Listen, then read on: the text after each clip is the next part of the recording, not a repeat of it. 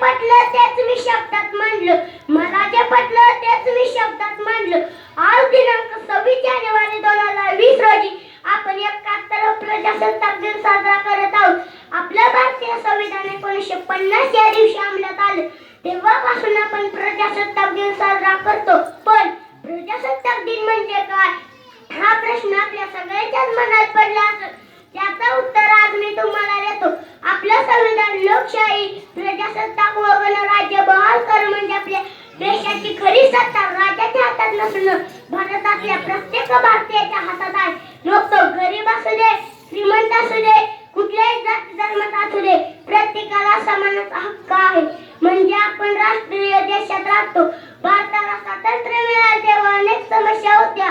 गरीब, विषमता, जातीवाद, फुटीरता, देशाची फाळणी अशा परिस्थितीत एकता आणण्याचं काम भारतीय संविधानाने केलं. महिलांना, वृद्धांना, बालकांना जगण्याची समान संधी देऊन देशात एकात्मतेची भावना पेरली. म्हणून मला म्हणावंसं वाटतं की स्वातंत्र्य मिळाले पण जीवाची लय होती. स्वातंत्र्य मिळाले पण जीवाची लय होती. घटना विना निराधार आमची आई होती. घटना विना निराधार आमची आई होती. घटना लिहिली त्या लेखणीने, त्या लेखणीत भीमाच्या रक्ताची शाई होती. त्या लेखणीत भीमाच्या रक्ताची शाई होती.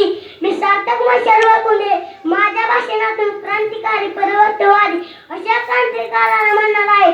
तो फक्त इन्क्लाब जिंदाबाद, इन्क्लाब जिंदाबाद म्हणत फासावर गेला नाही तर आपल्या देशाला मानवतावादी दिशा देणारा विचारही दिला. या क्रांतिकारी, मानवतावादी मशालीचं नाव आहे भगतसिंग. भगतसिंग समाजवादी, मानवतावादी विचार पेरणारी लेखणी. भगतसिंग म्हणजे शेतकरी, कामगार, वंचित व बालकांच्या समस्येवर प्रकाश टाकणारा सूर्य.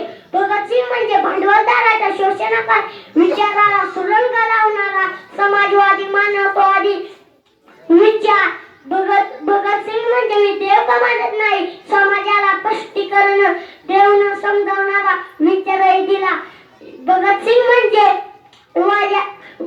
म्हणजे वाचनाच्या व्यसनाने ठेवलेला, ज्याने तुरुंगात असताना वाचायला पुस्तक मिळावेत म्हणून 63 दिवस उपोषण करणारा भारतीय माणूस. भगतसिंग म्हणजे वयाच्या अवघ्या 23 वर्षी इन्क्लाब जिंदाबाद, इन्क्लाब जिंदाबाद नाशी देत हसत फासावर जाऊन बलिदान देणारा सूरवीर. जाता जाता एवढंच मला असं वाटतं की नाही तमन्ना चांद को